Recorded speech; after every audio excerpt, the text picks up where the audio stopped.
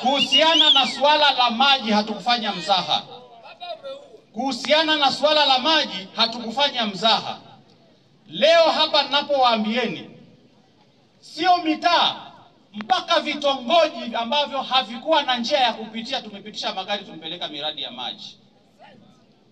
Tumepeleka maji sehemu inaitwa Unyawi. Unyawi mnapajua ni wapi? Wachache mnapajua. Ni Bolisa tu panaitwa Unyawi. Ni mbali huko, palikuwa hapafikiki, lakini leo wanakunywa maji ya kisima. Tumepeleka maji Mongoroma kule kwenu, kambi ya moto, tumepeleka maji. Kwa hiyo hapa hakuna atakaye kupa ushahidi kwamba kwenye kitongoji chake hakuna maji. Tumechimba maji maeneo yote. Kwa hiyo swala la maji mpaka ikifikia miezi kadhaa hapo mbele litakuwa ni swala ambalo limetatuliwa kabisa, ni mjini pamoja na vijijini. Tumepeleka maji Nkereri, watu walikuwa hawasikiki kabisa, watu wa Nkereri.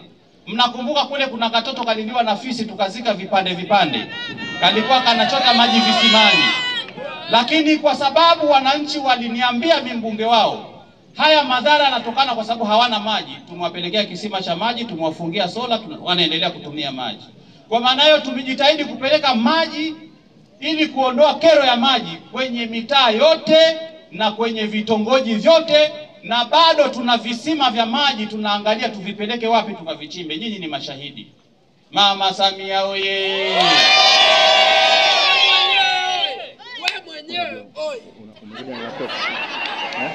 Makoa oye!